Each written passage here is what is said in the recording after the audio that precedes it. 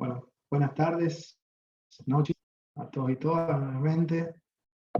Como siempre les recuerdo que la jornada va a ser grabada para que la podamos compartir también con los correligionarios y correligionarias que van a estar hoy compartiendo en vivo.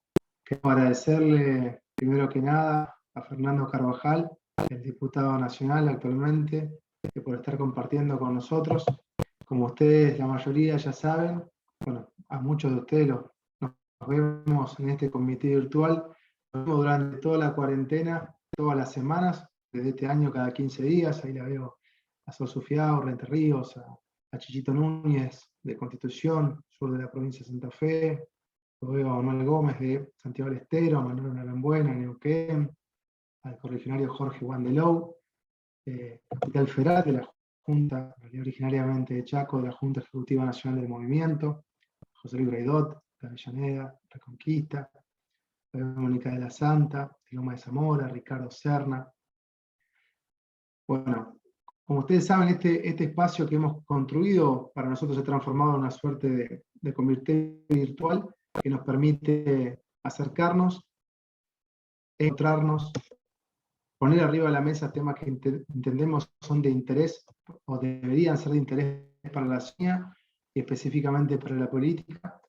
Los ponemos arriba de la mesa para poder debatirlos y bueno, y este espacio siempre es un espacio de encuentro enriquecedor para nosotros. Así que entendemos que la política debe tener de esto, lo que le da contenido, lo que le tiene que dar dirección. Y hoy el tema que nos convoca es el Consejo de la Magistratura. Fue creado en 1994, una reforma constituyente, que, bueno, después de ser creado por ley, complementaria a la norma de la Constitución, fue modificado en el año 2006-2007, lo dirá mejor Fernando, y desvirtuado. Y bueno, y hoy hay algunos proyectos que están planteando, en función del fallo de la Corte también, volver a darle norte a ese Consejo de la Magistratura. Le voy a pasar la palabra a Fernando Carvajal, que además de ser diputado nacional, es juez federal. Como muchos de ustedes, tomó mucha notoriedad en el marco de la pandemia y con la cuarentena, porque, bueno, dictó valientes sentencias para defender los derechos de los formoseños. Y creo que tiene el privilegio y el lujo de contar con una persona que ha demostrado que está a la altura de los roles institucionales que tiene que ocupar. Así que, Fernando, te quiero agradecer en nombre del Movimiento Nacional de Militancia Radical que estés con nosotros. Te habilito el micrófono y les recuerdo a todos y a todas que pueden hacer preguntas por escrito, que cuando termine Fernando después les voy a trasladar. Muchas gracias.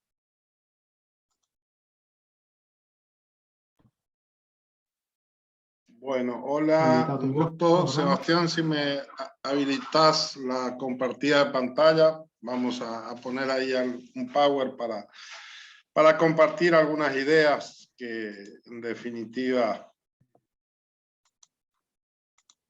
Ahí estamos. ¿Ahí están viendo el power? Bueno, gracias por la invitación. ¿Estamos? ¿Se ve? Sí, está un poco lento para aparecer, pero menciona que está compartiendo. Bien. Bueno, gracias por la invitación, un gusto estar acá, importante, más allá de que esta es una reunión abierta, así que puede haber por ahí quizás gente de algunos otros partidos, me parece importante destacar de que el radicalismo está empezando a discutir seriamente la cuestión del Consejo de la Magistratura, porque es una discusión que creo que es crucial para el futuro del país, de la calidad de las instituciones de la democracia, y me parece que no venimos hasta ahora dando la discusión que deberíamos dar. Así que creo que esto es un buen comienzo. Cuando, bueno, Changi me sugirió hacer esta charla, empecé a pensar, ya di varias charlas sobre el Consejo de la Magistratura en este tiempo, a raíz del proyecto que presenté, pero la realidad política es tan dinámica que cada una es distinta que la anterior. Y por eso pensaba esta charla hacia dónde ir. y me preguntaba por dónde empezar, y bueno, alguien me dijo alguna vez que cuando no sabemos por dónde empezar, lo mejor es hacerlo por el principio, y por eso decidí comenzar desde el texto constitucional, porque creo que es sobre el Consejo de la Magistratura hay mucho desconocimiento, hay mucha confusión normativa y hay mucha confusión. Entonces creo que es bueno que empecemos a ponernos de acuerdo en algunas cuestiones esenciales. El Consejo está regulado por el 114, pero quise comenzar por el 115, que es el que regula el jurado de enjuiciamiento de magistrados, porque tiene una particularidad que es lo que está destacado en la filmina, y que dice, el 115 dice que cómo va a estar conformado el jurado de enjuiciamiento, y lo dice de manera expresa. Establece que el jurado de enjuiciamiento está integrado por legisladores, magistrados y abogados de la matrícula federal.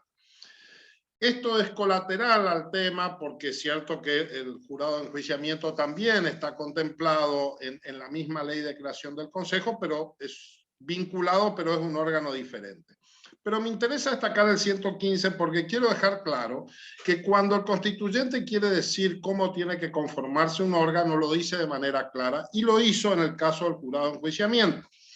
Dijo que la conformación está legisladores, magistrados y abogados.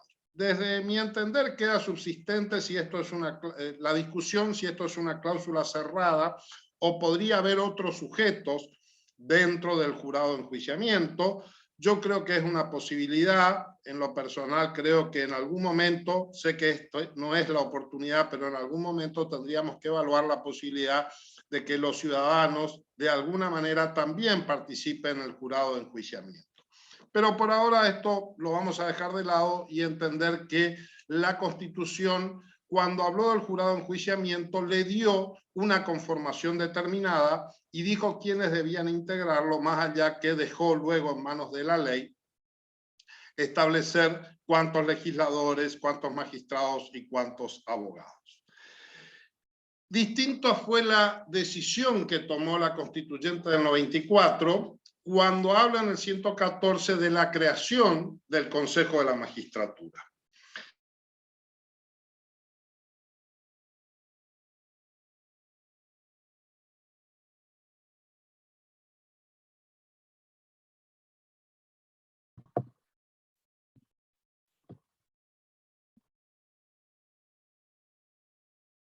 Me parece que se le ha caído la conexión a Fernando. Me comentó que andaban con un problema de conexión hoy en Formosa, pero bueno, seguramente ya se va a reconectar, y si no, el plan B eran los datos celulares. Así que lo vamos a resolver. Mientras tanto, me verán a mí un ratito acá en pantalla hasta que se vuelva a reconectar. Pero bueno, le comentaba a Fernando también que si algo que hemos podido verificar que durante la cuarentena del 2020 y el 2021 es que si hay algo federal en Argentina es la mala calidad de la conexión de las telecomunicaciones, lamentablemente. En el siglo XXI, donde es tan vital estar interconectados, bueno, nos pasa esto, nos pasa que a veces en Formosa, a veces en Capital Federal, a veces en Córdoba, en Santa Fe, o a veces en todos lados al mismo tiempo, la conexión está inestable, no nos permite sostener una conversación o una charla. Pero bueno, seguramente en pocos minutos Fernando se va a estar reconectando y vamos a poder seguir con la jornada sobre un tema tan importante, aunque a veces parece muy abstracto. El Consejo de la Magistratura tiene un rol institucional muy importante y termina estando ligado con la calidad de vida que tenemos los argentinos, sobre quienes nos pesa mucho, y muchas veces lo decimos y nos quejamos, de los niveles de impunidad que a veces hay, de los niveles de corrupción. Por eso también la importancia de consolidar la República, la división de poderes, la independencia judicial. Y el Consejo de la Magistratura tiene un rol muy importante en todo esto. Así que bueno, por eso es que nos interesaba, entre otras cosas, poner arriba de la mesa este tema, que está en la agenda política. Y bueno, y esperamos que las modificaciones que vengan sean para mejorar el sistema y para dotarlo, como decía, de independencia, y bueno, y eso nos pueda permitir tener jueces lo más probos posible, lo más preparados posible, y también que bueno, se puedan iniciar cuando es menester los juicios políticos que correspondan, los juris de enjuiciamiento, si es que así corresponde, como una república consolidada y democrática demanda. Le vamos a escribir, va por teléfono, a ver cómo viene con la reconexión.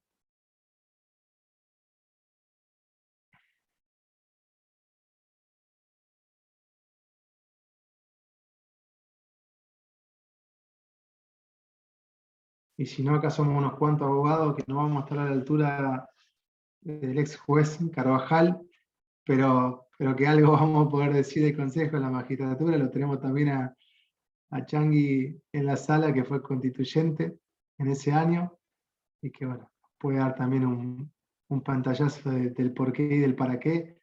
La tenemos a Alicia Tate en la sala, que fue directora de Derechos Humanos, Trata de Personas y Narcotráfico del Consejo de la Magistratura también durante varios años, así que también nos puede hablar bastante de cuál es el funcionamiento actual, y que cuando fue la reforma, en el año 2006/2007 del Consejo de la Magistratura, a través del cual el kirchnerismo impulsó una modificación en la composición del Consejo para cooptarlo políticamente. Bueno, Alicia era secretaria general del bloque radical en la Cámara de Diputados de la Nación, y bueno, es una férrea defensa del Consejo de la Magistratura, de la institucionalidad del país, así que digo que hay varios actores que pueden aportar una mirada más que interesante y más que nutrida y más que sólida acerca de lo que es y de lo que debería ser el Consejo de la Magistratura. Tengo un mensaje de Fernando, un segundo.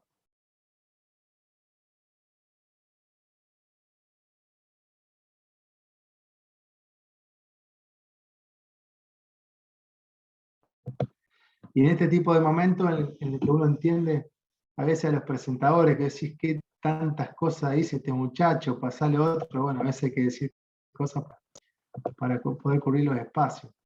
Ya está Fernando en la sala de espera, así que lo estamos ingresando de vuelta. Y bueno, vamos a retomar un poco en la filmina donde quedó pendiente. Pero ya le subtitulé ahí, les puse unos agregados de algunas personas, y seguramente hay otras más que pueden hacer otros aportes interesantes, eventualmente a través de la pregunta o en la segunda etapa de debate, la que siempre habilitamos. Les recuerdo que en la segunda etapa de la charla habilitamos el debate, y este comité virtual que tenemos nos permite a todos interactuar en paridad como militantes que somos. Fernando, te voy a habilitar nuevamente el micrófono, y también, bueno, ya está compartiendo pantalla. Gracias, y bueno, ya está habilitado. Bien, ahí estamos. Bueno, las ventajas del subdesarrollo, ¿no? ¿Está compartida la pantalla? Sí, ahí está, ahí se le está compartiendo, pero viene en carreta, ¿no? Están llegando los bits de a uno. En cualquier momento la vemos. Sí, sí.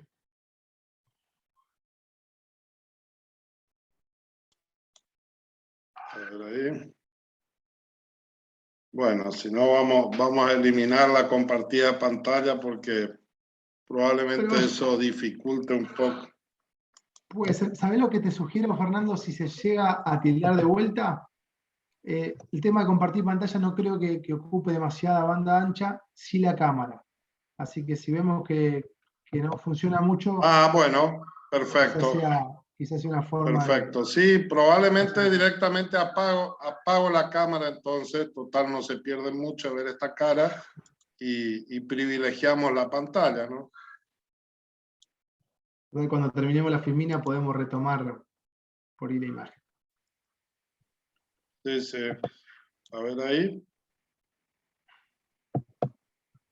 No quiere. Si te parece, lo saco, lo habilito de vuelta y la volvés a compartir, y bueno, Sí, y vamos a arrancar. deshabilitame y habilitame otra vez, porque está teniendo algún problema.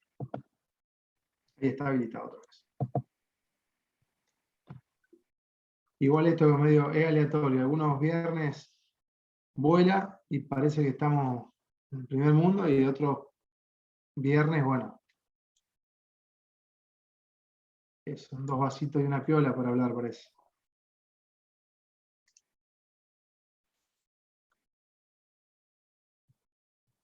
Sí, en realidad, ahí, a ver, voy a probar de nuevo. Siguen ingresando regionales, lo de Alberto Magnín de Córdoba, Martín Sí. Quintal de Cava.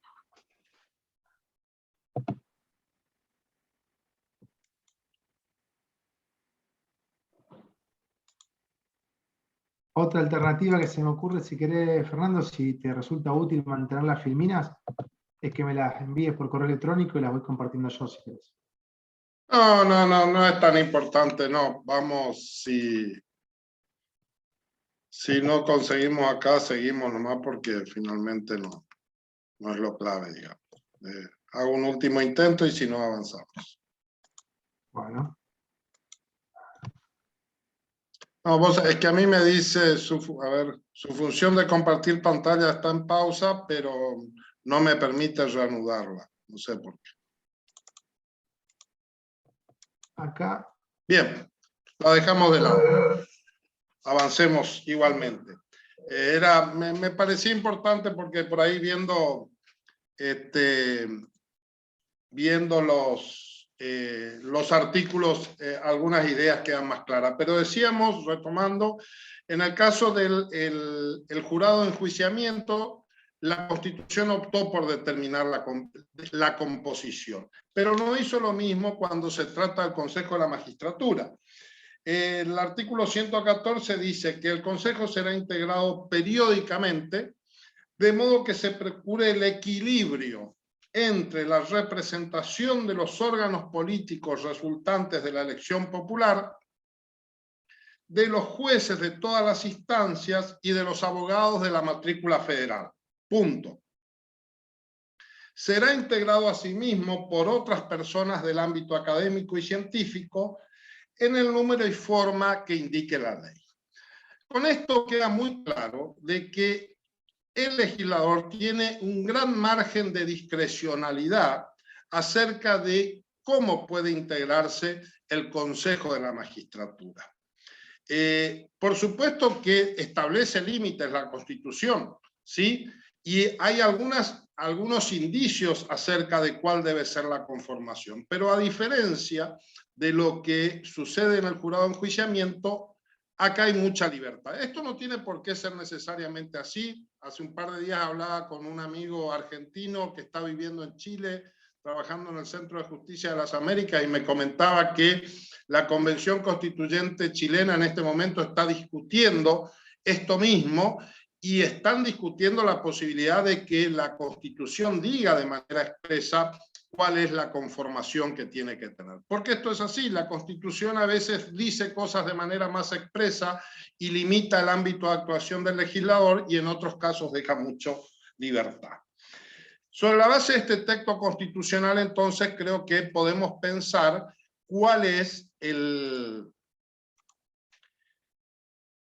los sí y los no que tiene la Constitución, ¿sí? Sobre la base de este texto. Y a mi entender, y voy a aclarar en todo caso cuándo es una opinión personal mía y cuándo estamos hablando de algo que es discutible jurídicamente, hay algunos sí que son incuestionables. Que los cargos son periódicos, es decir, no se piensa en un Consejo de la Magistratura que esté conformado por sujetos de carácter permanente, que tienen que tener representación los jueces, que tienen que tener representación los académicos, que tienen que tener representación los abogados y que tiene que haber representación política. Y el otro concepto esencial que surge de la Constitución es que en la representación de esos sectores tiene que haber equilibrio, ¿sí?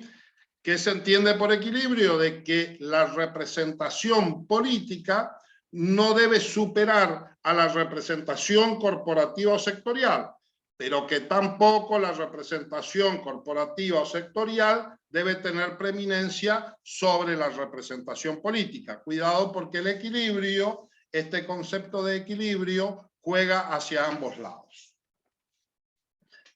La pregunta o las cuestiones controversiales que se han producido y se van a seguir produciendo sobre la base de este texto constitucional es, en primer lugar, preguntarnos si cuando la Constitución habla de órganos políticos resultantes de la elección popular, esto quiere decir de que tienen que estar necesariamente representados todos los órganos políticos resultantes de la elección popular. Si la Constitución dice esto. También el otro texto que ha generado controversia es el que dice los jueces de todas las instancias. Y si esto quiere decir de que necesariamente tienen que integrar el cuerpo jueces de la totalidad de las instancias en la cual está organizado el Poder Judicial de la Nación. Otra pregunta, otra cuestión controversial que anda dando vuelta por ahí en algunos de los proyectos que circulan es si solamente los abogados tienen que intervenir en el Consejo de la Magistratura o por el contrario es posible o deseable que otras personas que no sean abogados o abogadas tengan la posibilidad de participar. Por último, otras dos preguntas que están vinculadas. Una, si es posible que existan otros integrantes diferentes de los que menciona la Constitución. En esto yo planteo que sí y propongo la participación ciudadana. Y si los representantes de los estamentos tienen que ser necesariamente integrantes del mismo o puede pensarse en definir un Consejo de la Magistratura a través de representantes de los sectores sin que sean esos necesariamente integrantes del estamento al cual se aspira a representar. En esto, a ver si me dan unos segunditos porque estas filminas que tengo ahora, sí por ahí me interesaría si pudiera compartirlas. Fernando, ¿querés probar por la duda? Mandármela por mail. Sí, sí, te la puedo mandar. Yo te escribo ahora el correo mío. Dame un segundito. Dale, pero déjame.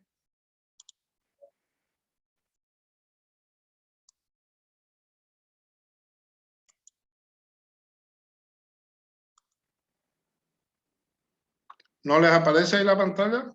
No. Ahora sí. Sí. Aparece una pantalla, pero que no es el Power, ¿verdad?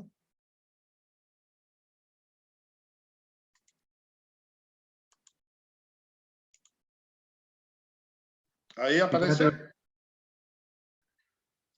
Ahora sí, perfecto.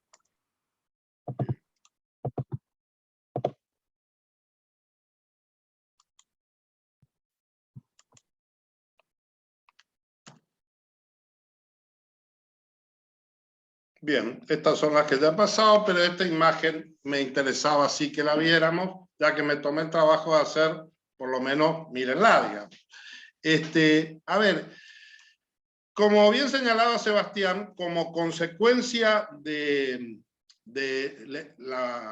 Pacto de Olivos, reforma constitucional, se llega a la decisión de conformar el Consejo en estas condiciones. Aparece así el primer Consejo de la Magistratura, y estoy usando las palabras que agudamente señaló la diputada Carla Carrizo, explicando que este Consejo que surge en el 94, no lo podemos entender ni comprender fuera del contexto histórico en el cual surgió. Y todos recordamos este concepto corporativo que fue el sello indeleble que tuvo el menemismo en el ejercicio del poder. Recordemos que Menem lo primero que hizo fue entregarle la economía a un Heibón, pero también le entregó la educación a un rector de una universidad privada para iniciar lo que fue el proceso de privatización de las universidades y de la educación. Así que esto está marcado a fuego de lo que fue la lógica de poder del proceso menemista. Y no podemos dejar de mencionar de que el Consejo de la Magistratura Tampoco fue una idea de Menem, por el contrario, sabemos bien que es una imposición arrancada al menemismo por Raúl Alfonsín. En consecuencia, Menem entregó todo lo que tuvo que entregar a cambio de la reelección, pero luego, cuando hubo que reglamentar esto y avanzarse en los acuerdos legislativos, lamentablemente triunfó otra vez esta impronta. Y fue así que se llegó a este Consejo Menemista Corporativo, donde lo que se hizo fue crear un cuerpo de enormes dimensiones, más 20 miembros, inicialmente fueron 19 por la 24937, luego sale la ley correctiva 24939, donde lo que hay claramente es una concesión a las corporaciones políticas, empezando por la Corte Suprema de Justicia de la Nación, que obtiene no solamente su presencia, sino la presidencia del Consejo, y la presencia de los senadores. Y también la presencia del propio Poder Ejecutivo a través de un representante que participa en esto. Acá tenemos esta crisis de elefantiasis que afecta el Consejo de la Magistratura Nacional, tiene que ver con esta lógica corporativa, porque desde el momento en que hubo que darle intervención a estos órganos políticos como es el Senado y el Poder Ejecutivo, lo que produjo fue un enorme crecimiento de ese ámbito de representación política, y entonces esto hizo que para mantener el equilibrio que la Constitución decía, también hubo que ampliar de manera superlativa la representación de los estamentos, y así llegamos al Consejo Elefantiásico de 20 miembros, con el presidente, 4 jueces, 2 abogados, uno nombrado por los abogados y otro nombrado por el Consejo Interuniversitario Nacional, y 4 abogados de la matrícula.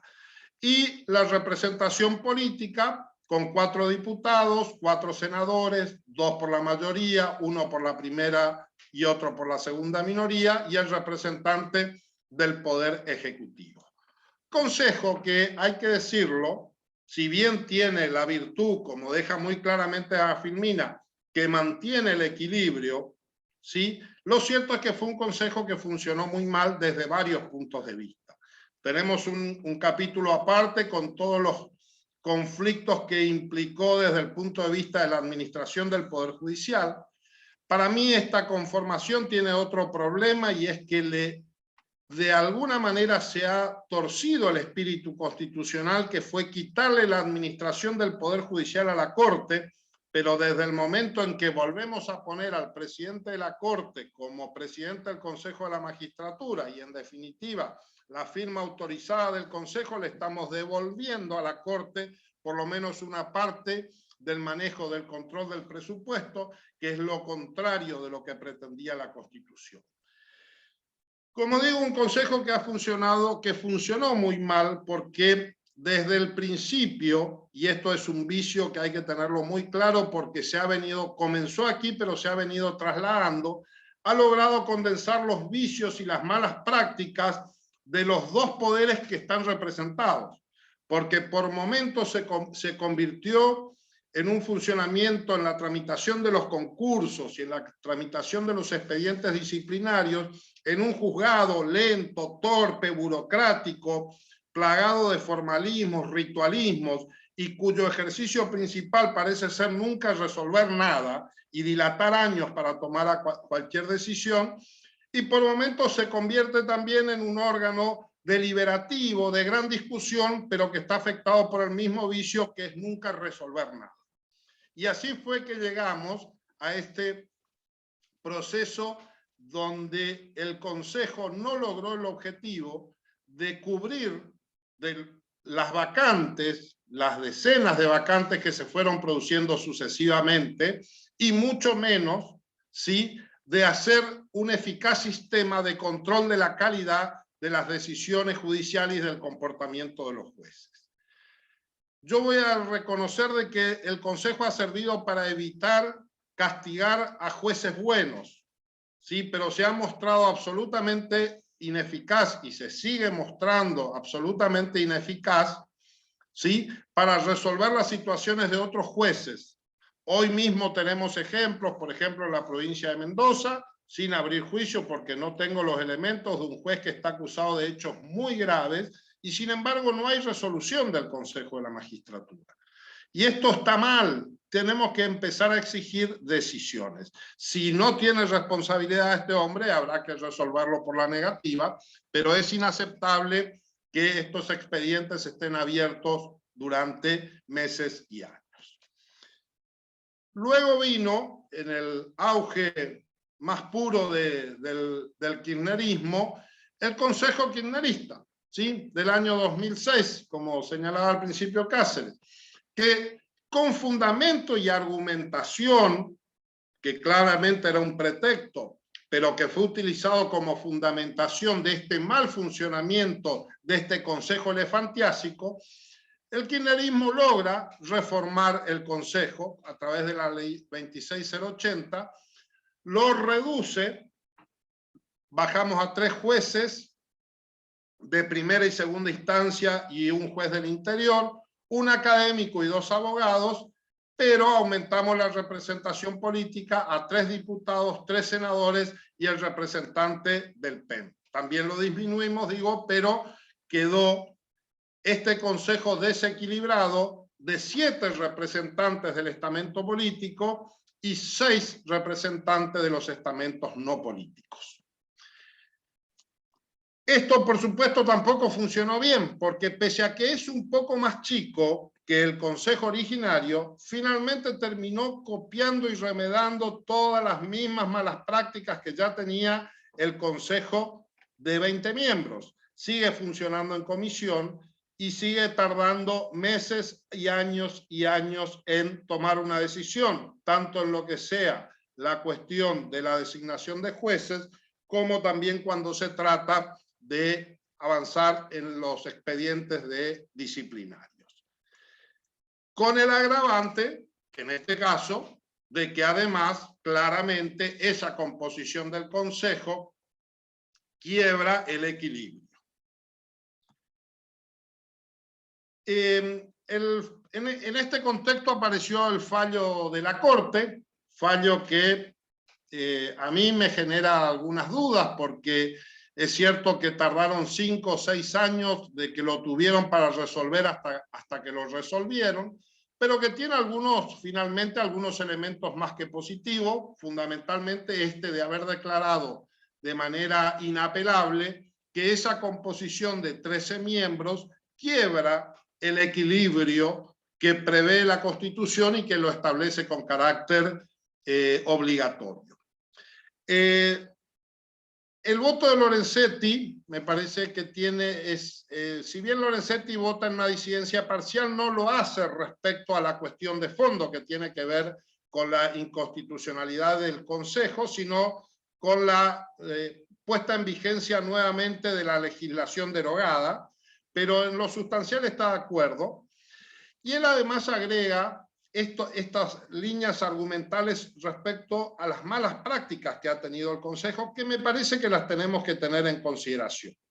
Y trae a colación esto, que dice, ha quedado demostrado que durante ese periodo, es decir, el del Consejo de 13 miembros, hubo falta de cobertura de cargos importantes por falta de acuerdos.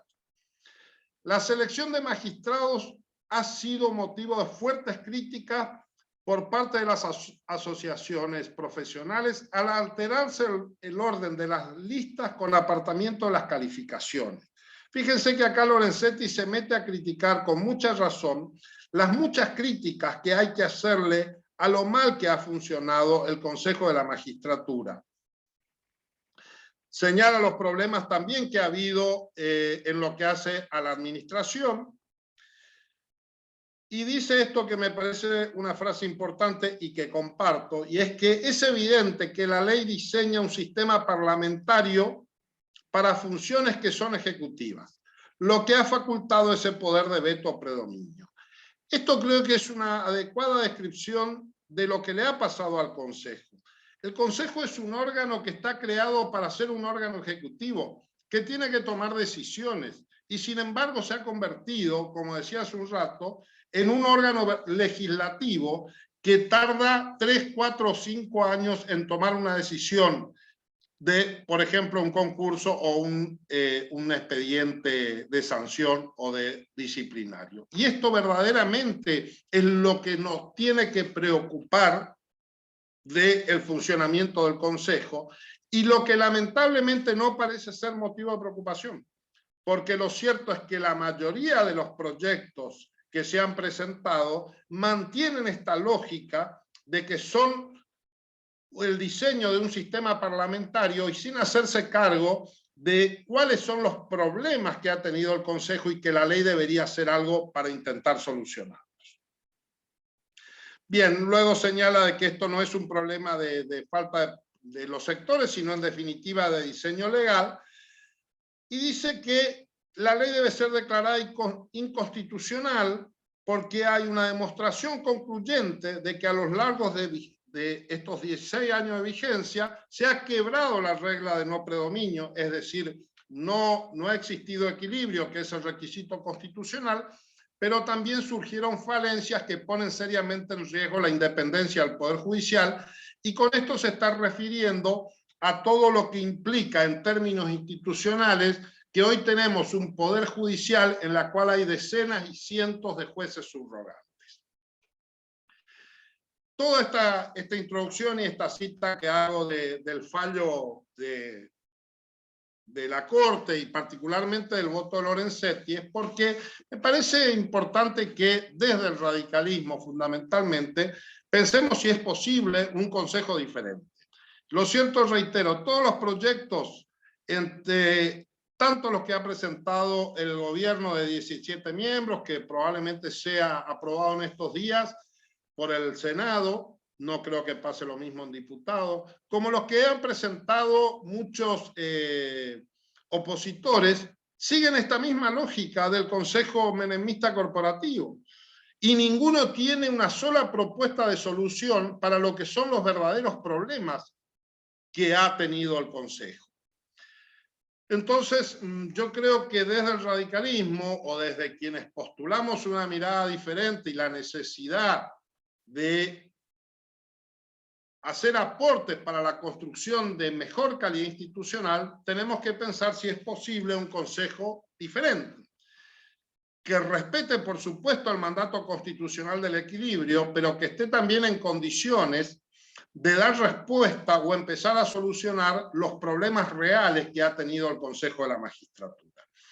Y yo creo que esto es posible, y el proyecto de ley que he presentado a la Cámara de Diputados, tiene este objetivo. Lo primero que entiendo que hay que hacer es achicar al Consejo, y esto implica sacar del Consejo a quienes nunca debieron estar, para en todo caso incluir a quienes sí deben estar. ¿Y quiénes son los que no deben estar? Claramente el Senado de la Nación y el Poder Ejecutivo de la Nación no tienen nada que hacer en el Consejo de la Magistratura, por la sencilla razón de que estos organismos ya están participando en el proceso de designación de jueces. Todos saben, bueno, veo hay algunos por ahí que no son abogados, por lo cual vale aclararlo, que el proceso de designación de jueces se compone de esta etapa de selección que realiza el Consejo de la Magistratura, y de esa terna luego es el presidente quien elige uno y lo somete a consideración del Senado. Por lo cual no hay ninguna razón justificable de lógica política que diga que estos organismos tengan que participar también en el proceso de designación. De selección, perdón. La lógica es puramente de haber cedido a estas presiones en el marco interno de la discusión de la conformación de la ley en el año 94, y que luego todos hemos terminado aceptando esto sin discusión. Pero lo cierto es que no hay razón alguna. Los órganos de representación popular tienen que estar representados por quienes son claramente organismos de representación popular, que son los diputados. Los diputados son quienes participan, porque no lo van a hacer luego en etapas posteriores del proceso de designación, y si nosotros entonces ponemos la representación política en la Cámara de Diputados, esto nos permite achicar al Consejo.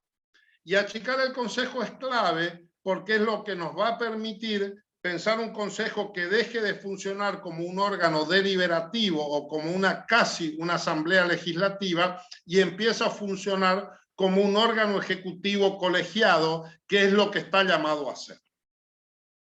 Por eso que yo he propuesto en mi proyecto la representación de 3 diputados, 2 por la mayoría y 1 por la minoría, y en cumplimiento de la manda constitucional, un representante de los jueces, un representante de los abogados y un representante del ámbito académico y científico, que no tendrá por qué ser necesariamente abogado y no tendrá por qué ser electo solamente por los profesores titulares de las cátedras de Derecho, porque este es otro concepto que tenemos que empezar a darnos. La designación de los jueces no es un tema gremial de los abogados, es una decisión de alta política.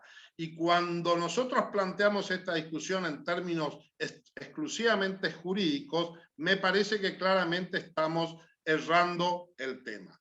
Por supuesto que el proceso de designación de un juez tiene una etapa de evaluación netamente jurídica, pero esta no la hace el Consejo de la Magistratura. Esta etapa de evaluación de la capacidad e idoneidad técnica y jurídica del candidato se la hace a través de un jurado técnico, ahí sí van a ser los abogados, pero lo lógico sería pensar que en el órgano decisorio, por ejemplo, a través del representante del ámbito académico y científico, puedan participar licenciados en ciencias políticas, sociólogos, relaciones internacionales y cualquier otra carrera humanística, sin ninguna duda que va a tener mucho para decir. Y de mi parte, como creo que la democracia necesita empezar a validarse, he propuesto también que exista un consejero popular representante directo de la ciudadanía. Luego voy a explicar a través de qué mecanismo, pero en líneas generales es un sistema similar al que se está usando en las provincias que han adoptado en cumplimiento al mandato constitucional el juicio por jurados. Esto quiere decir un sistema de sorteo entre una lista acotada de personas, que ahora voy a hacer alguna consideración. El achicamiento de este Consejo con una composición de este tipo, sin comisiones, va a permitir abandonar la lógica burocrática, que es uno de los mayores problemas que tiene el Consejo de la Magistratura y que tenemos que entender que corresponde que la ley empiece a plantear soluciones. Lo otro que tenemos que proponer y pensar, que tampoco nadie lo está haciendo, es modificar los sistemas de elección. En 2 sentidos. En primer lugar, entender que es inaceptable e imposible y que en realidad estamos haciendo una ficción jurídica cuando decimos que un juez o un diputado va a ir y va a ser a la vez diputado o juez y representante ante el Consejo de la Magistratura. Lo cierto es que los integrantes del Consejo de la Magistratura tienen que ser funcionarios que tienen que estar dedicados full time a cumplir las tareas del Consejo. Es materialmente imposible cumplir las 2 funciones. Quienes dicen que lo hacen, no es posible. Algo va a tener que abandonar. Un diputado que quiere a su vez ser diputado de la Nación, tener que asistir a las sesiones, a las comisiones, tiene que volver a su provincia donde también tiene que rendir cuenta y estar en contacto con sus votantes. Y luego de esto, pretender ir al Consejo de la Magistratura, donde a veces hay sesiones de entrevistas de horas y horas, no es cierto que esto se pueda hacer. Ni que hablar del caso de los jueces. Miren, los proyectos que están circulando con una enorme liviandad e irresponsabilidad institucional designan 4 jueces para que vayan al Consejo de la Magistratura. ¿Alguien se pregunta qué pasa con esos 4 juzgados donde estos señores son jueces? ¿Alguien se pregunta, ¿hay algún mecanismo legal de reemplazo que no sea la subrogancia?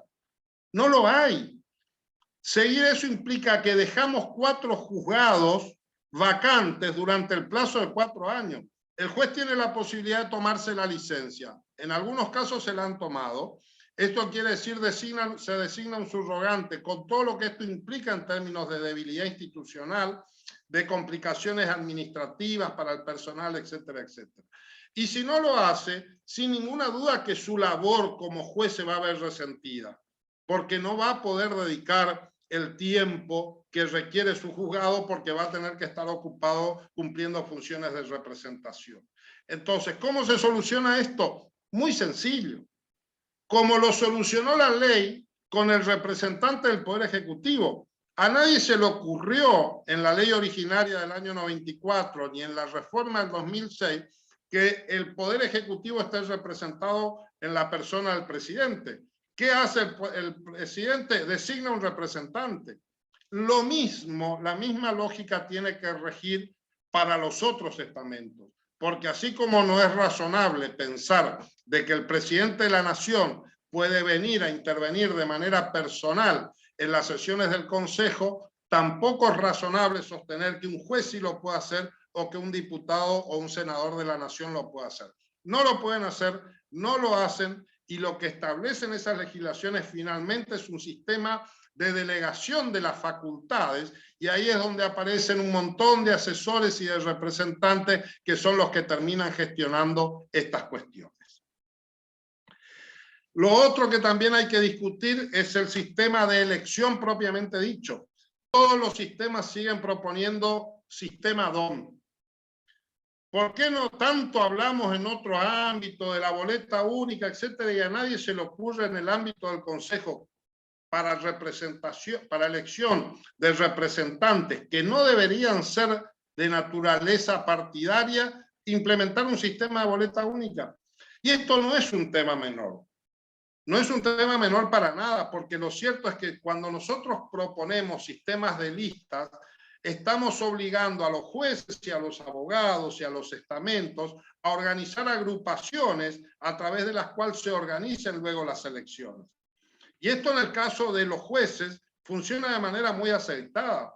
Ustedes saben que hay dos listas que se disputan la conducción de las organizaciones de representación de los jueces, pero también se disputan las representaciones ante el Consejo y terminan actuando como verdaderos partidos políticos de los jueces, que luego se producen estos movimientos que señala el voto de Lorenzetti, que se producen en los concursos.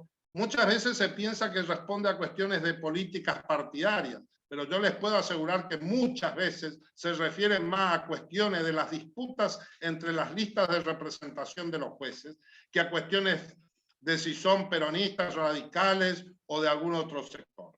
¿Cómo cobramos esto? A través de un sistema de boleta única, donde cualquier juez pueda llegar a ser, y aquellos que resulten más votados van a ser los que van a representar sin necesidad de que los obliguemos a través del sistema de listas a organizar partidos políticos dentro de cada uno de estos ámbitos.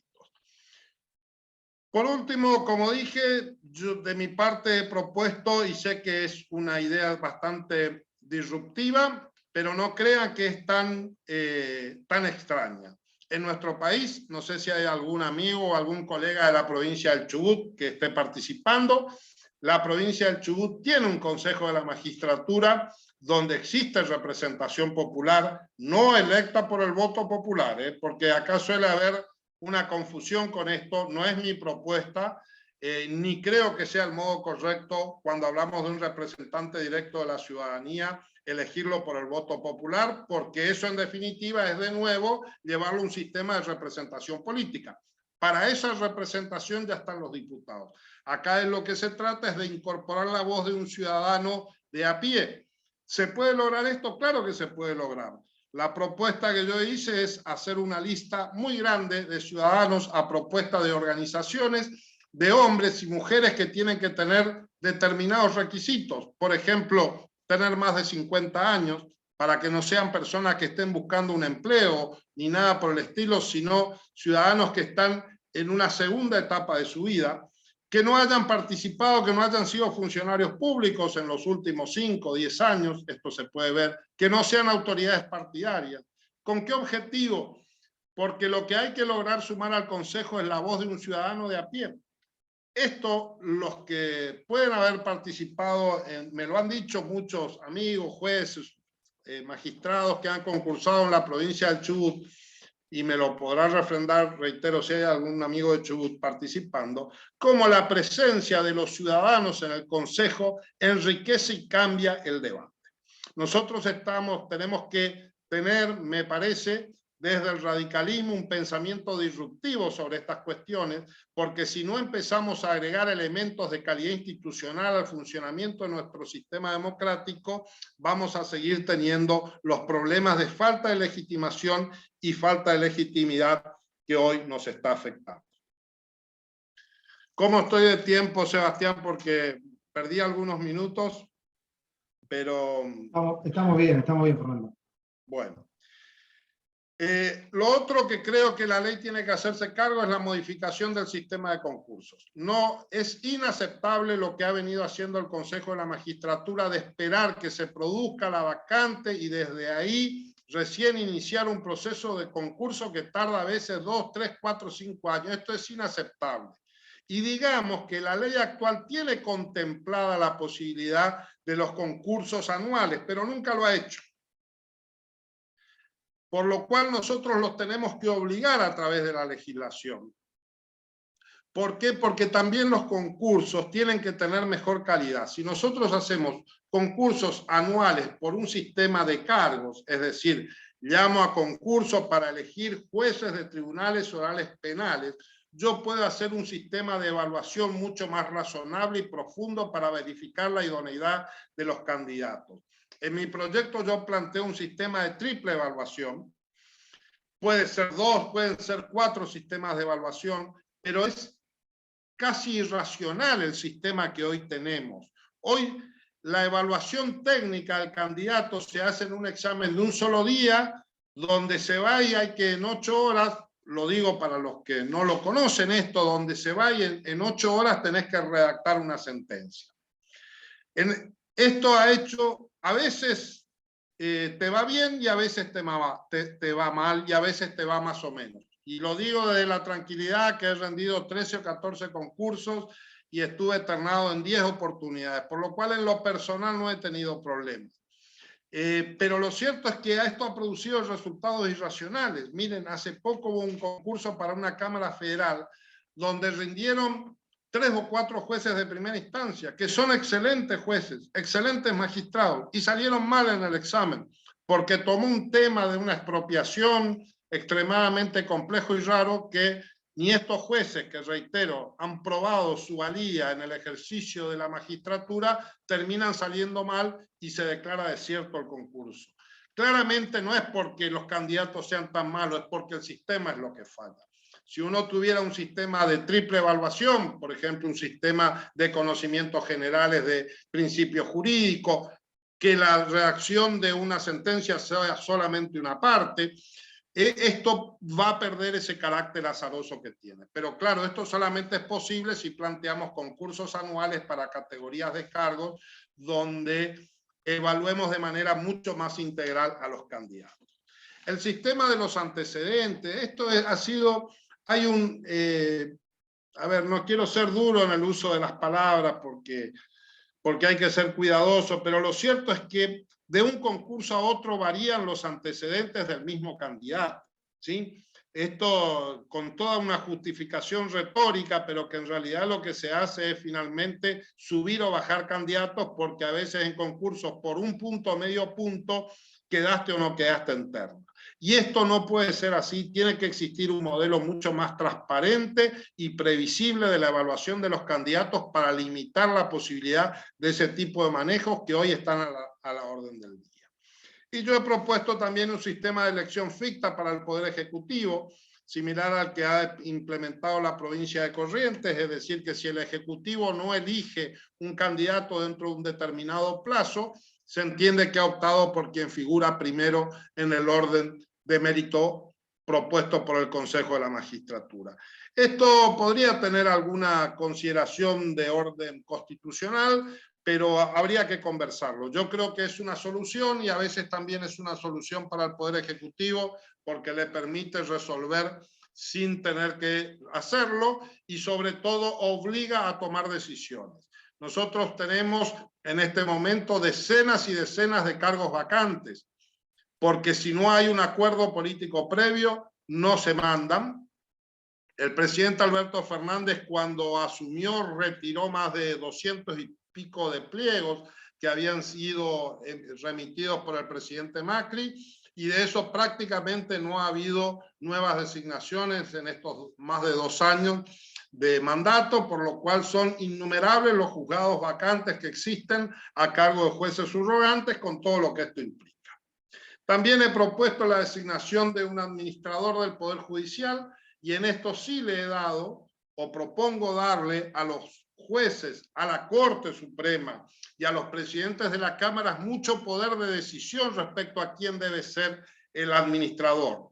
¿Por qué? Porque es importante que entendamos la necesidad de separar los estamentos de poder, porque lo que mejor opera para asegurar la transparencia son los mecanismos cruzados.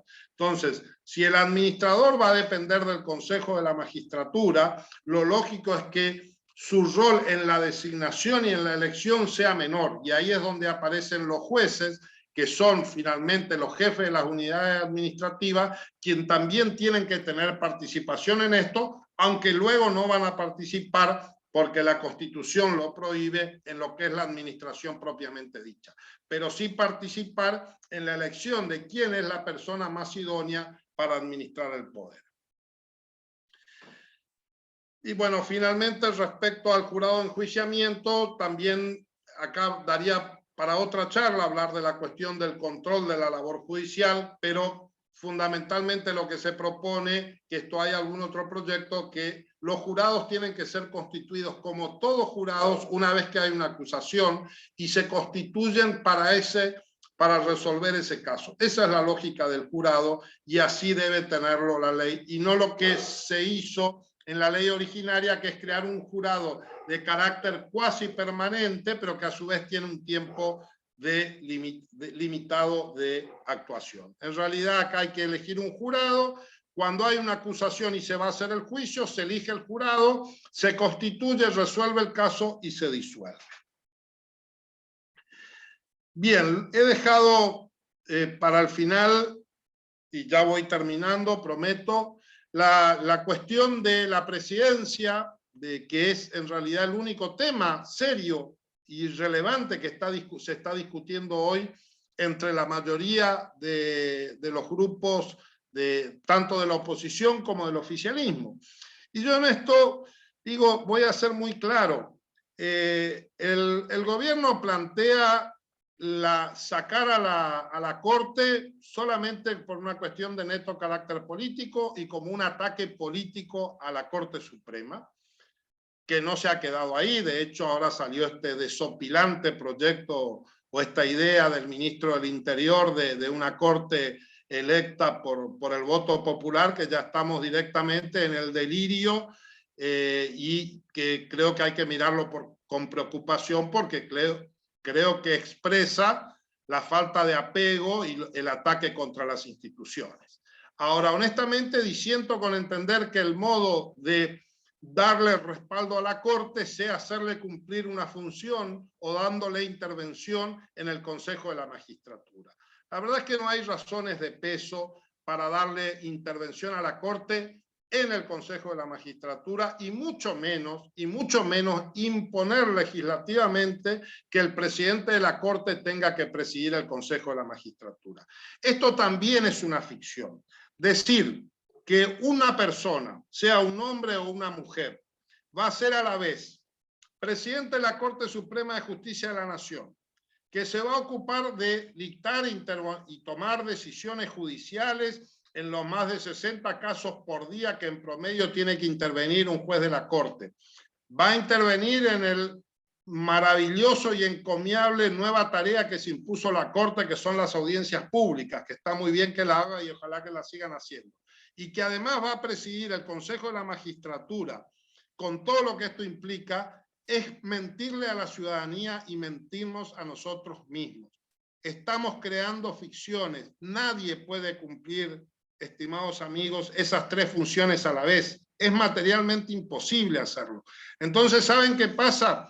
Que después aparece González, y que me disculpen los González, o Martínez, que es el operador, el que se ocupa en definitiva de ejercer las funciones, porque si nosotros le damos a un hombre o a una mujer de este país esas 3 funciones, le vamos a estar obligando a que deleguen a alguien las distintas tareas. Entonces resulta que elegimos un ministro de la Corte lo llenamos de garantías, pero finalmente el que termina resolviendo es González, o Martínez, o cualquier otro sujeto a que nadie conoce y se lo designa por una resolución. Y esto es mentirle a la ciudadanía y mentirnos a nosotros mismos.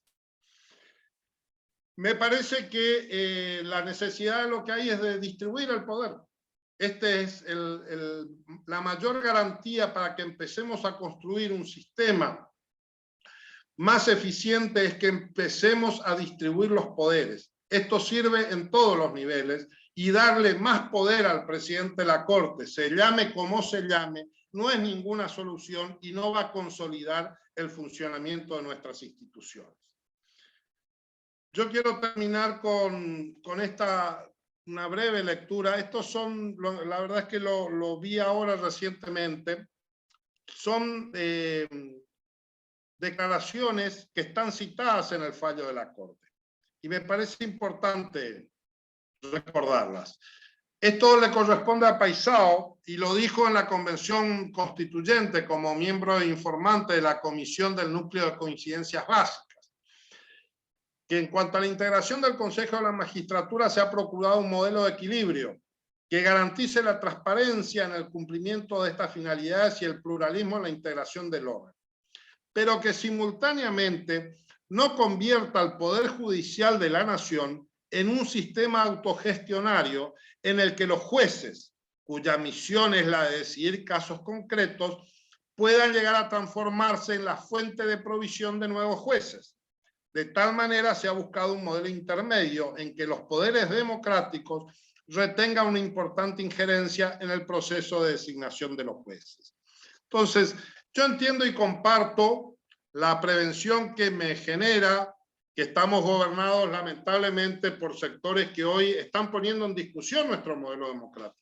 Esto es imposible no verlo, es imposible no visualizar los ataques que están produciendo contra las instituciones, tanto desde lo declamativo, reitero este ejemplo, estas declaraciones verdaderamente desopilantes del ministro del Interior de hablar de una corte electa por el voto popular, que claramente esconde esta concepción de que el Poder Judicial no le puede poner límites a los otros poderes, y cuando nosotros creemos que sí, tiene que hacerlo, que de hecho esa es la razón de la existencia del Poder Judicial como poder constitucional, pero eso hoy está en discusión por sectores de la vida política.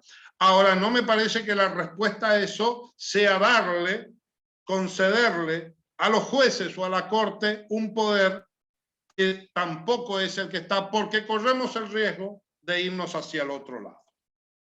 Esto, reitero, esta advertencia que se formuló en la convención es de Enrique Paisao. Y para terminar, la importancia de una interpretación de la Constitución que se haga cargo de los principios. Y esto fue finalmente la recomendación que nos dejó Raúl Alfonsín cuando hizo el cierre cuando se discutía la cuestión del Consejo y en general del núcleo de coincidencias básicas en la reforma del Constituyente. Dijo Alfonsín: toda norma que pueda implicar alguna limitación a la independencia del Poder Judicial o a la independencia e imparcialidad en la composición del Consejo de la Magistratura, aunque no contradiga el texto que sancionamos, debe considerarse que vulnera el espíritu de la Constituyente y contradice la intención del Constituyente. Alfonsín se ocupó acá de dejarnos claro para la posteridad y para los futuros intérpretes cuál es el espíritu del Constituyente en el momento que aprueba la ley, y esto implica asegurar la independencia de los jueces. Y la independencia de los jueces, debemos recordar, opera contra todos. Opera contra el poder político, pero opera también contra las propias organizaciones internas, porque también los jueces pueden ser presionados internamente. Entonces, el desafío que tenemos por delante, y a esto los invito, es a pensar de manera transversal los enormes problemas que ha tenido el Consejo de la Magistratura, que han sido muchos, y no quedarnos entrampados en la coyuntura política y pensar en un Consejo de la Magistratura que realmente sirva para lo que fue planteado, y que es asegurar la independencia del Poder Judicial y la calidad de los magistrados. Bueno, con eso termino y quedo abierto a las preguntas y posteriormente al debate. Gracias. Muchas gracias, Fernando. Te traslado un par de preguntas que han ido realizando por el chat. Alberto Magnín de Córdoba. Bueno, por un lado manifestaba que te parecía muy interesante el proyecto, pero además consultaba tu criterio acerca si te parece que sería una buena idea que sea obligatorio, que los jueces deben estar obligados, deben estar jubilados para no interrumpir la tarea propia de la magistratura. No, yo no digo, a ver, lo que yo digo es que cualquier persona podría representar al estamento de los jueces. Digo, la representación nunca es uno no representa por lo que uno es, sino por quien te elige, ¿sí? Si a mí me eligen los jueces, por más que sea abogado, ingeniero químico, juez jubilado o un exdiputado, soy representante de los jueces porque me eligen los jueces. Aprovecho para decir que creo que esta es la interpretación que hay que darle, porque por ahí algunos, inclusive algunos a nivel político, inclusive Sapsay lo ha escuchado decir de que la intervención de la Corte es obligatoria porque tienen que estar representadas todas las instancias. Me parece que este argumento es falaz y es solamente un argumento de coyuntura, porque lo cierto es que, por ejemplo, la casación, que claramente es una instancia, nunca ha estado representada y ahora mismo no se plantea que la casación tenga que estar. Por otro lado, siempre se ha discutido de que en realidad la Corte Suprema no es una tercera instancia desde el punto de vista estrictamente procesal. Entonces, me parece que esto es tendencioso. Pero de todos modos, aunque interpretáramos de esa manera la Constitución, lo que nos está diciendo la Constitución es que quienes tienen que votar para elegir a sus representantes son los jueces de todas las instancias, pero esto no quiere decir de que necesariamente tenga que haber representantes de todas y cada una de las instancias en el Consejo. Esto no lo dice, claramente no lo dice la Constitución, por lo cual me parece que hay que separar lo que es la persona del representante de la representación que ejerce en virtud del voto. Lo mismo vale para los diputados, ¿sí? O eventualmente para los senadores. Cualquier persona podría ser designada representante de los diputados, podrá ser un diputado mandato cumplido, pero podrá no ser.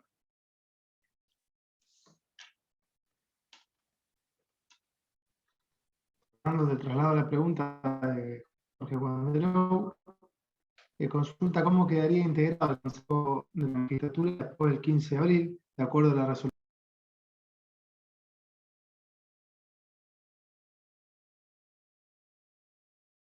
Bueno, te silenciaste, Sebastián, no sé si terminaste de hacer la pregunta, pero por lo que alcancé a escuchar, ¿cómo queda el Consejo después del 15 de abril? Bien, el Consejo queda así, permítanme retroceder un poquito, no sé si estamos viendo, pero volvemos al Consejo este.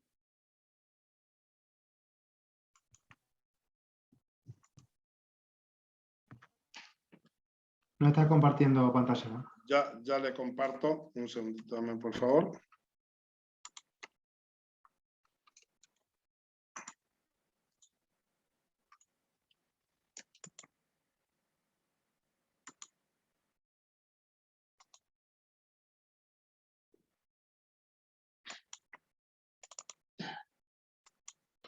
Bueno.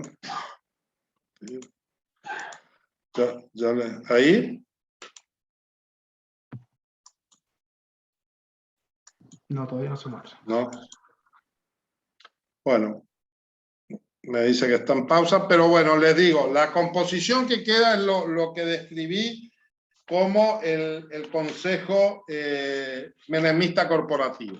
¿Sí? Porque el fallo de la Corte lo que dijo fue dejó sin efecto la reforma y de la 26080 y en consecuencia vuelve a la 24937. Queda conformado por el presidente de la Corte, 4 jueces de primera y segunda instancia y uno del interior. Reitero, acá el argumento de Sapsay se cae porque la casación no está, pero no importa. Un abogado electo por los académicos, un académico designado por el Consejo Interuniversitario Nacional y 4 abogados de la matrícula. Y son 11. Y por el estamento político quedan 4 diputados y 4 senadores, 2 por la mayoría y 1 por la primera y segunda minoría, más el representante del PEN. Es decir, volvemos al Consejo Menemista Corporativo, que reitero, tiene una ventaja, el equilibrio está, tiene una enorme desventaja, y es que los concursos van a seguir tardando 4 o 5 años, va a estar el presidente de la Corte haciendo que es todo junto a la vez y no es nada, y todos estos problemas que ya he señalado. Traslado la pregunta de Manolo Narambuena de Neuquén. Te consulta qué otros requisitos debería tener a tu criterio el consejero popular, además de la edad. Mira, este es un tema que lo conversé bastante, lo pensamos bastante. Básicamente hemos dicho, primero una cuestión de edad, que a mí cuando me lo propusieron tuve algunas dudas, pero después me pareció interesante, es decir, alguien que esté ya en una etapa avanzada de su vida, con el grado de madurez y de desinterés sobre algunas cuestiones más de coyuntura. Por eso pusimos ese límite de edad. Y después pusimos que no debe ser, no haber sido funcionario público o autoridad de partidos políticos en los últimos 5 o 10 años. Eso es en líneas generales. No tiene que ver con recaudos de capacitación, no tiene por qué ser un profesional, por ejemplo. Este es un tema que se ha discutido bastante también cuando hemos avanzado en leyes de... Bueno, el amigo de Neuquén lo conoce porque por suerte Neuquén es una de las provincias que cumple con la Constitución y tiene juicio por jurado. Si hasta qué punto es necesario o no algún nivel de instrucción, por supuesto que hay un nivel de instrucción básica, pero la idea de este tipo de representación tiene que ver con que tengamos a un productor algodonero del Chaco que seguramente va a tener para aportar cosas diferentes en lo que puede ser una entrevista personal. Miren, yo estuve en las entrevistas personales que hacen en el Consejo de la Magistratura y termina, como todos son abogados, o casi todos son abogados, termina siendo nuevamente un examen de suficiencia jurídica, que uno ya lo ha rendido, por un lado, porque se supone que uno llega a la entrevista cuando ya aprobaste eso, pero en definitiva termina siendo en la mayoría de las veces un nuevo examen de suficiencia jurídica. Y en realidad ahí lo que tendría que discutirse son otras cosas, pero como la mayoría son abogados, terminamos discutiendo esas cuestiones. Ahí donde la presencia ciudadana se ve y modifica de manera sustancial lo que puede ser una entrevista personal. Siendo las 8, casi 8:30, bueno, te quiero agradecer, como decía al principio, en nombre del movimiento, que hayas participado con nosotros de estas jornadas que venimos sosteniendo desde hace ya 2 años. La verdad que muy interesante tu perspectiva, y me parece que enriquece el debate sobre un tema institucional de tanta importancia como es la calidad institucional, la división de los poderes, la consolidación de la República, y particularmente la reforma del Consejo de la Magistratura. Te invito, por un lado te desobligamos y por otro lado te invitamos si querés permanecer. Tenemos 30 minutos más donde abrimos el debate a todos los participantes, 5 minutos para cada uno. Le voy a dar la palabra ahora a Changi Cáceres para que haga una apertura de la segunda etapa, y después a los que se vayan anotando en la lista de oradores se le irá dando la palabra. Lo que sí les voy a pedir, como siempre, es que se ajusten al tiempo. A los 4 minutos les voy a avisar que les queda un minuto restante. No sé si querés decir algo más, Fernando. No, que me voy a quedar a escuchar a ver lo que dicen de mí, por supuesto. Dale, buenísimo. Muchas gracias. Changi, te habilito la palabra. Un segundo. Me desapareció Changi. Se le ha caído la conexión porque recién estaba. Acá está. Ahí te veo. Está habilitado tu micrófono. Ahora sí. Fernando, vos sabés que la segunda parte es para hablar de los bueyes perdidos y los pajaritos de colores. O sea, la parte, digamos, que tocaste vos, vino con las preguntas por escrito. O sea que no te van a picar los oídos porque nadie te va a criticar. Además estuviste sumamente claro, excelente en la posición, en la exposición que hiciste.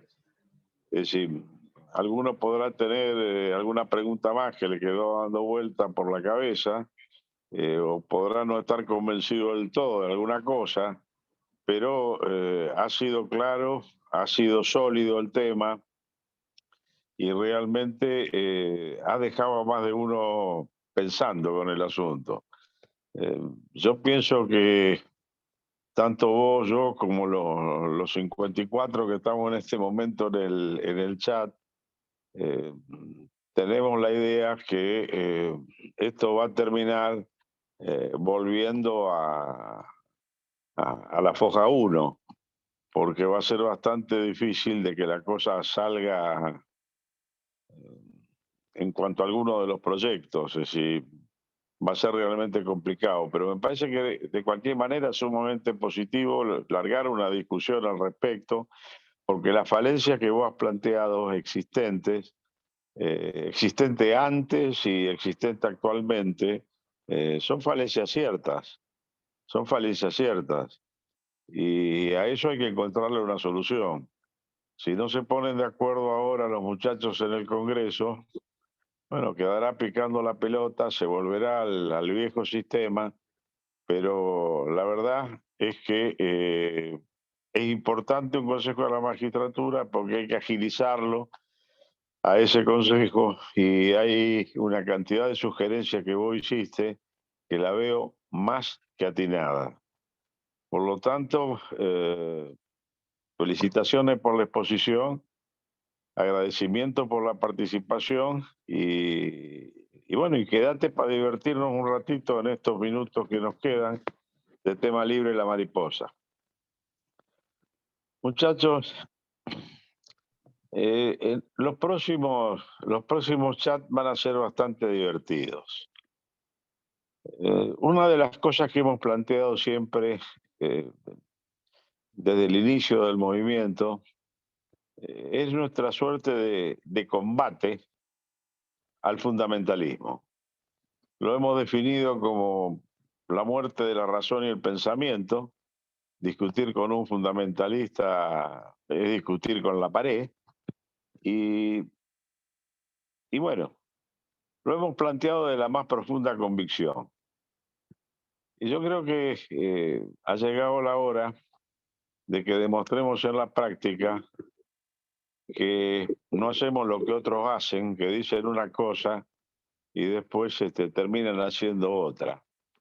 Yo creo que es el momento de que nos comprobemos a nosotros mismos que somos coherentes en el decir con el hacer. Todos saben de que en este chat ha participado gente que no tenía militancia política, ha participado también gente del socialismo, ha participado también gente del peronismo.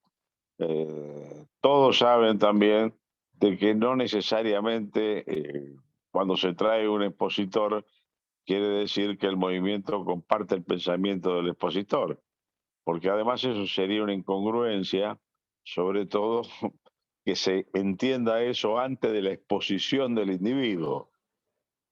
Pero lo que también es un elemento que uno ha visto, que nosotros generalmente somos bastante cerrados en el tema interno. Es decir, cuando bajamos una persiana la bajamos y al carajo. Y esos muchachos tienen también cuota de fundamentalismo. Que si hay cosas que no nos gustan de la conducción del partido, lo hemos planteado, cosas que no nos gustan en el funcionamiento de los bloques o en determinadas posiciones políticas que aparecen tomando la superestructura del partido, y la hemos planteado, pero no nos hemos dado nunca el gusto de invitarlos a aquellos por los cuales en algunas cosas coincidimos y en otras no coincidimos, para que expongan en nuestro espacio.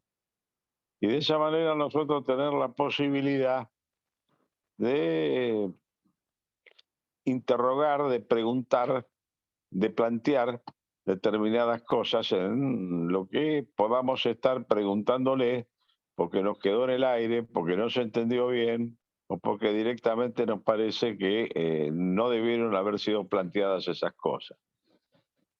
Entonces vamos a empezar a intercalar en el futuro aquellos que tienen representación orgánica, formal, institucional, adentro del partido. Muchos de ellos que en más de una oportunidad los hemos criticado, o son correligionarios, son los que terminan fijando en la formalidad las posiciones del partido o señalando posiciones, defendiendo posiciones o atacando posiciones en el Parlamento. O sea que probablemente yo les diría, voy a hacer llegarle la invitación a los que están encargados de eso, para que en el próximo Zoom que hagamos, tener, por ejemplo, los presidentes de bloque de la Unión Cívica Radical. Si yo voy a hablar con Naidenov y voy a hablar con Mario Negri, para ver si ellos están dispuestos. Yo estoy convencido que sí. A ambos los conozco desde hace añares y sí, hemos tenido peleas juntos y hemos tenido a veces alguna discusión por tener posiciones encontradas, pero todos tenemos años adentro del partido, todos tenemos la cabeza abierta para discutir y todos tenemos el lomo duro como para recibir latigazos, o sea que a ninguno de ellos en una participación del Zoom lo va a herir de muerte algunas críticas que se puedan llegar a hacer, pero también la posibilidad, a partir de las preguntas, de ocultar algunas cosas que a veces se leyeron mal, fueron mal explicadas o fueron mal interpretadas. O sea, un contacto virtual pero directo. Así que calculo que el próximo viernes, si es que me dicen que sí, que yo descarto que lo van a hacer, no he hablado todavía, podría haber algún problema de agenda. Y si hubiera algún problema de agenda, bueno, tendrá que analizar la Junta Ejecutiva del movimiento si da para modificar la tradicional charla de los viernes, que ya con Carvajal llevamos 98. 98 a través del tiempo, ustedes sumen, una por semana, son unos cuantos añitos que la venimos haciendo. Esto les quería anticipar. Bueno, por el otro lado, en el tema interno partidario, ustedes saben que hay una convención nacional donde las fechas son pajaritos que andan volando.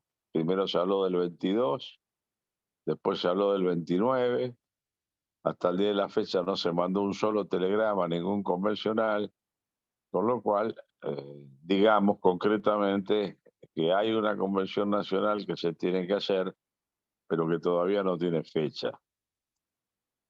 Y en este panorama y en este tema hay algunas complicaciones también, porque hay una cantidad de provincias, unas cuantas provincias, que tienen los convencionales de esas provincias los mandatos vencidos. Entonces yo no sé cómo los muchachos van a arreglar eso. Algunas ya tienen fecha de convocatoria y es convocatoria bastante inmediata. El caso, por ejemplo, de Tierra del Fuego, donde yo vi que había uno o dos de los nuestros de Tierra del Fuego ahí. Lo vi a Geiler, por ejemplo, calculo que seguirá estando. Y Ushuaia, aprovecho para saludarte. Creo que ustedes tienen el 10 de abril, creo que tienen elección interna. Y se me hace que va a ser una interna bastante complicada. En la interna de hace unos años atrás, metimos minoría. Pero ahora, por lo que estuve viendo, las tres listas, llamemos tradicionales, van unificadas y nosotros marchamos con un barquito en soledad, con lo cual el esfuerzo, si mal no recuerdo, es la lista 4, la que llevamos ahí en Tierra del Fuego. Me parece que sería excesivo pensar que podemos ganar cuando se juntaron las tres listas, donde si tienen los senadores actuales o mandatos cumplidos, diputados, etcétera, etcétera. Pero me parece sí que está como una posibilidad racional y posible el mantener la minoría que supimos sacar hace 2 años atrás. A los que puedan estar de Tierra del Fuego, chequé, yo creo que lo que llevamos es la lista 4. Vi 2 de Ushuaia ahí.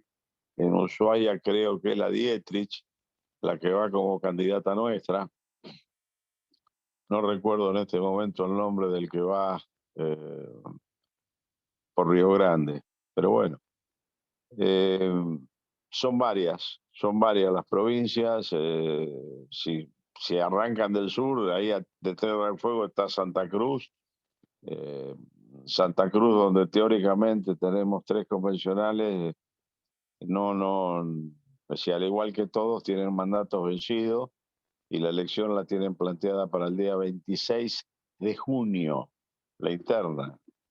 Entonces, por eso y por algunas otras cosas más, tal vez porque no se ponen de acuerdo en algunas cosas, lo que la tienen que convocar es que todavía el tema no tiene fecha. Pero bueno, estaremos para ayudar en lo que demonios podamos en esos procesos internos.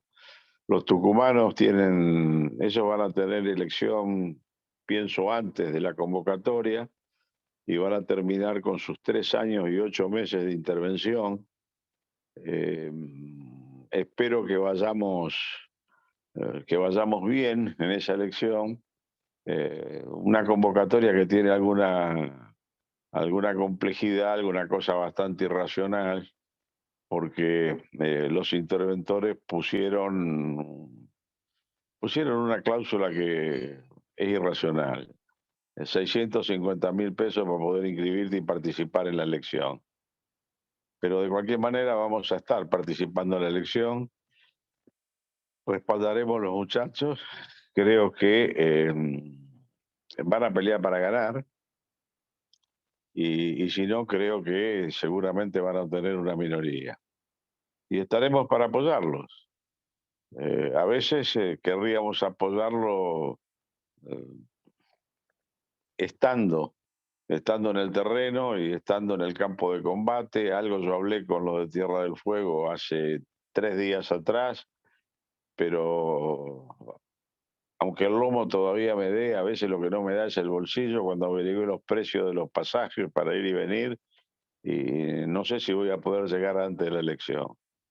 Pero bueno, estas pequeñas cositas les quería señalar, y dejemos la cosa abierta para que alguno de alguna otra provincia que tenga algo para plantear, preguntar, decir o contarnos de las cosas que están pasando lo pueda llegar a hacer.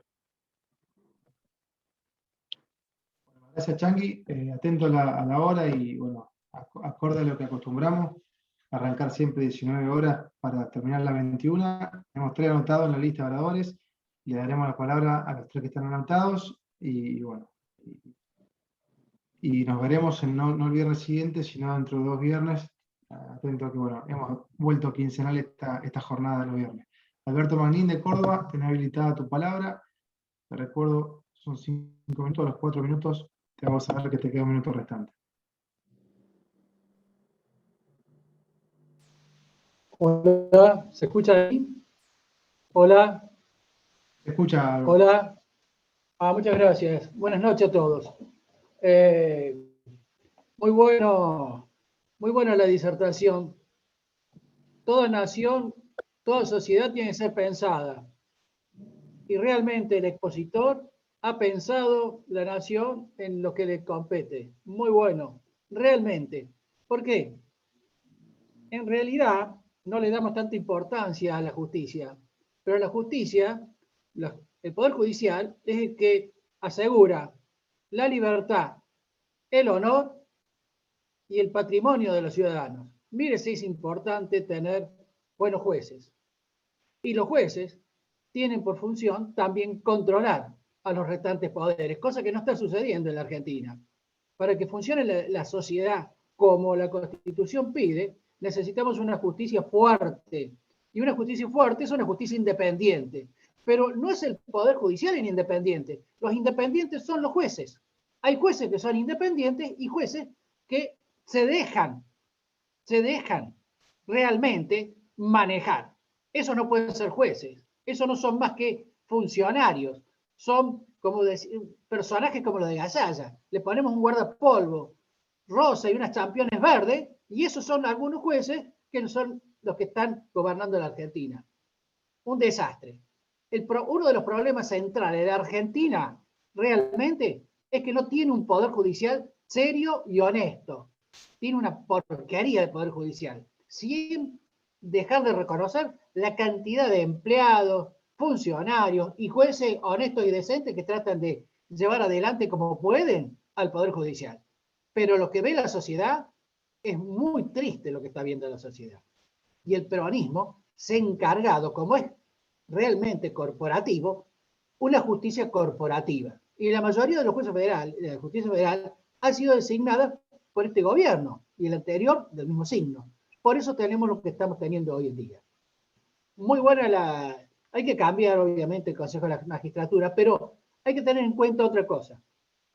La justicia son los jueces, y lo que necesitamos preparar y darle valor es a los jueces. Y para ello proponemos que se crea una escuela judicial donde los abogados que quieren ser funcionarios, quieren ser jueces el día de mañana, vayan a las universidades públicas, se crea un programa de 5 o 6 años y que para ser juez tengan que estudiar 5 o 6 años más y que tengan aprobado una carrera, que la van a aprobar no un consejo, como ahora, el Consejo de la Magistratura, la tendrán que aprobar 30, 40 o 50 profesores universitarios que ganan 2 pesos y que sí son independientes. Porque como no ganan nada, no tienen compromiso más que su compromiso ideológico, en todo caso. Pero necesitamos, si queremos lo mejor, tenemos que preparar a la gente para que sea la mejor. Tenemos que prepararla a la gente. No podemos ir al combate sin una preparación previa. No podemos tener jueces independientes si no los hemos formado previamente, durante varios años. En la Universidad Estatal, por ejemplo, en Córdoba, en abogacía no se enseña la materia ética, por ejemplo. Miren, si hay que, para trabajar, tenemos que trabajar sobre las personas que van a ser jueces. Y primero que tengan una habilitación, después irán a la elección que quieran. Pero primero hay que prepararlo durante varios años. Eso es una idea que tenemos nosotros acá. Disculpen si me excedí, ¿me estoy excediendo? No conté. No, está bien, Alberto.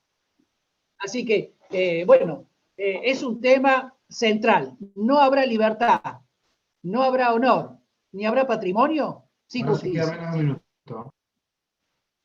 Así que, bueno, disculpen la euforia, pero es un tema que realmente, se habrán dado cuenta, soy excesivamente pasional. Después de 50 años de tribunales, tengo todavía la pasión de la política. Y la política, para nosotros, es también justicia. Buenas noches a todos ustedes. Buenas noches a todos ustedes. Muchas gracias, Alberto. Le doy la palabra ahora al correligionario Martín Quintar, de Cava. Martín, está habilitado tu micrófono. Después tiene la palabra Jorge Wandelow.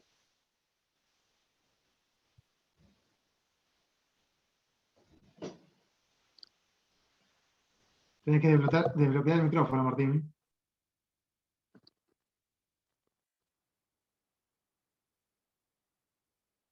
Bueno, no sé si tenés problemas con la conexión. Ahí te estoy pidiendo que desbloquee el micrófono. Fíjate de desbloquearlo, si no, no vas a poder hablar. Ahí está. Bueno, ¿me están escuchando ahí?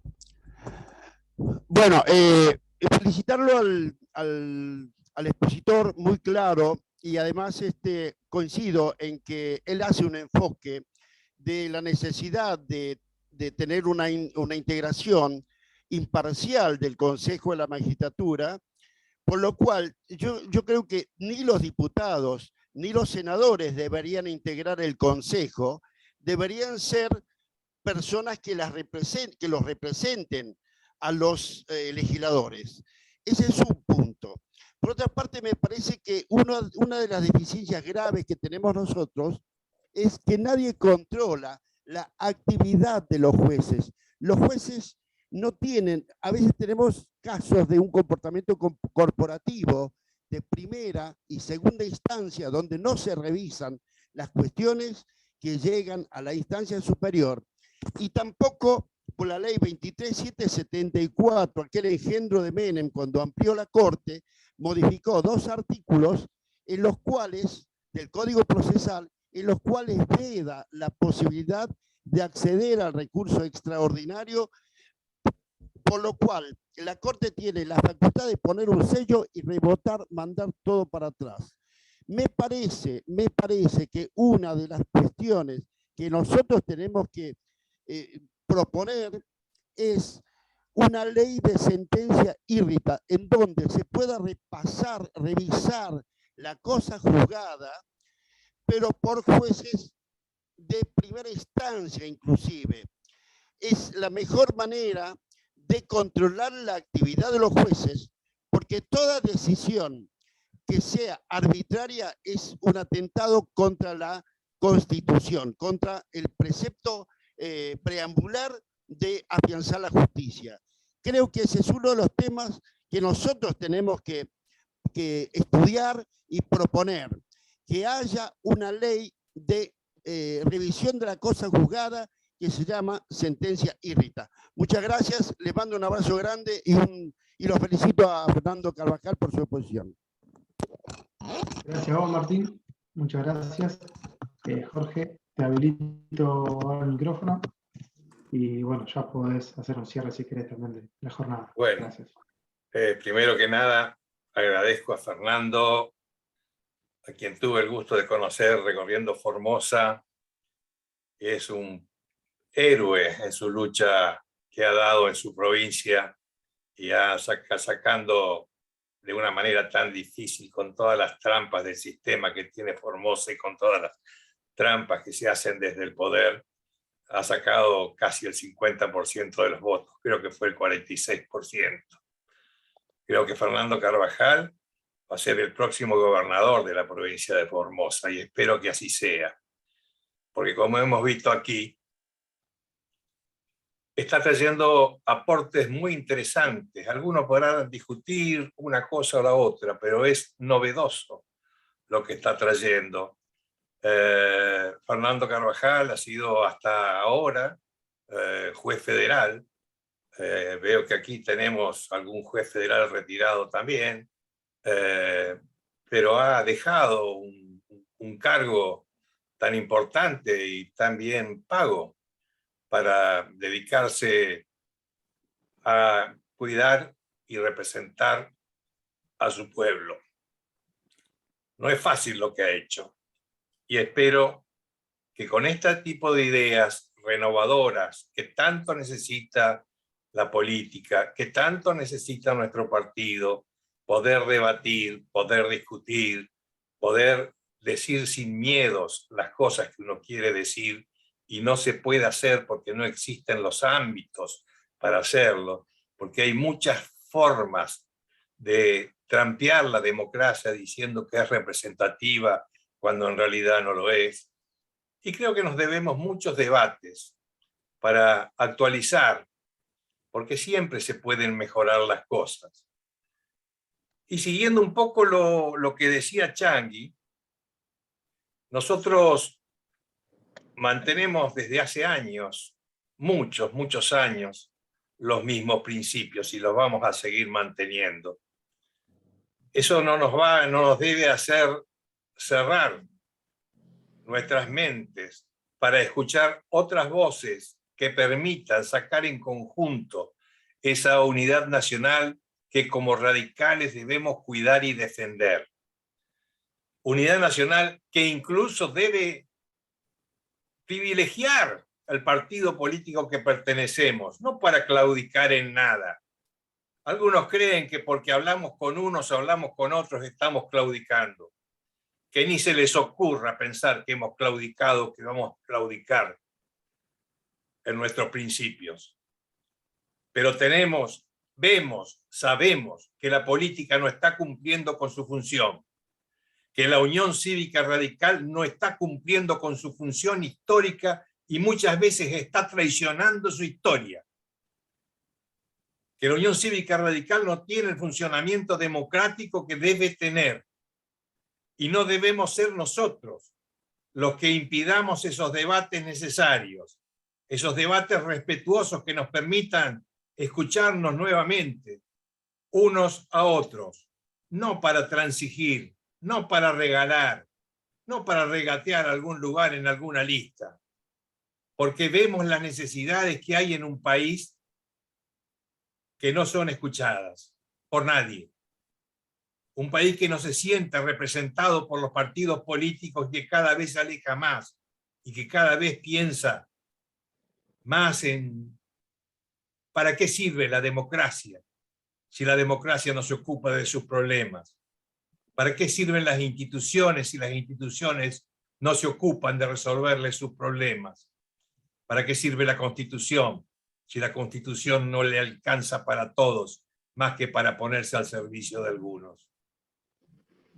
Y creo que debemos replantearnos, modernizar muchas cosas de nuestro partido, de nuestras estructuras partidarias y también del debate partidario que debe ser amplio, generoso, sincero y que a veces nos va a acomodar frente a la realidad, nos va a acomodar, parece que cerca de algunos que hemos combatido siempre, pero que tenemos una realidad y tenemos el 2023 encima.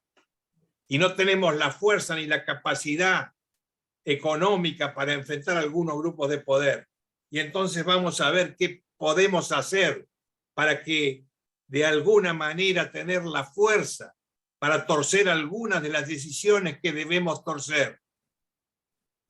Fernando Carvajal ha presentado un proyecto que no es el mismo proyecto que ha presentado el presidente del bloque. Y es un proyecto novedoso. Es un proyecto que me ha sorprendido, es un proyecto que creo que es muy interesante para analizar.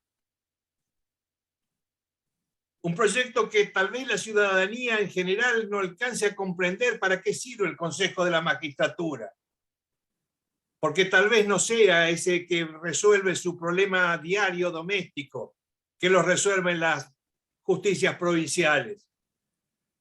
Pero sí debería ser capaz de resolver los problemas de la corrupción, los problemas que hay en el Estado general que perturban la vida y perturban la posibilidad de desarrollo de un país cuando todo se confunde con las miserabilidades de la política o las miserabilidades de las ambiciones de algunos pocos.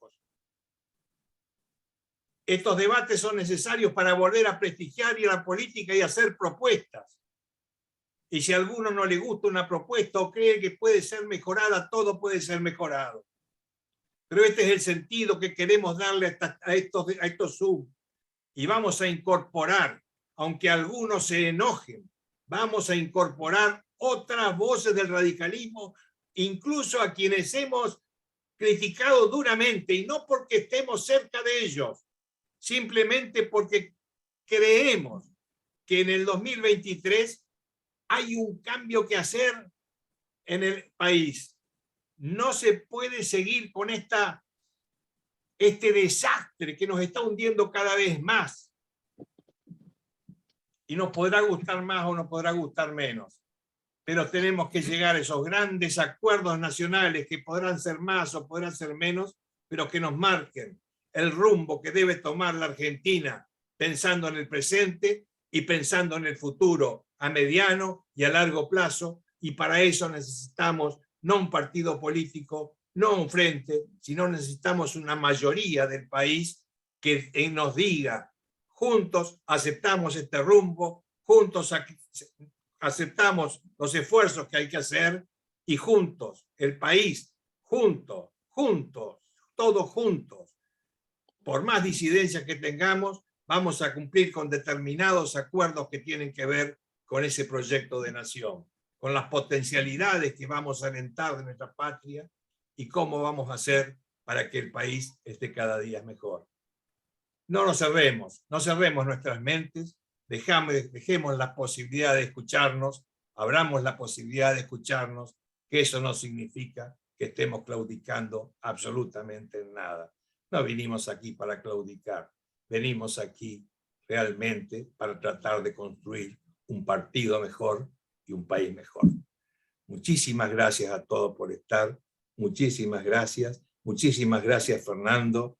Es un gusto haberte conocido y conocerte y tratarte, y te agradezco mucho y espero realmente que le seas el futuro gobernador de Formosa, porque es intolerable la situación que allí se vive. Muchas gracias a todos. Gracias a todos. Nos vemos viernes por medio, en este mismo lugar, en esta misma sala de Zoom, para seguir debatiendo un poco de política. Un abrazo grande y buen fin de semana.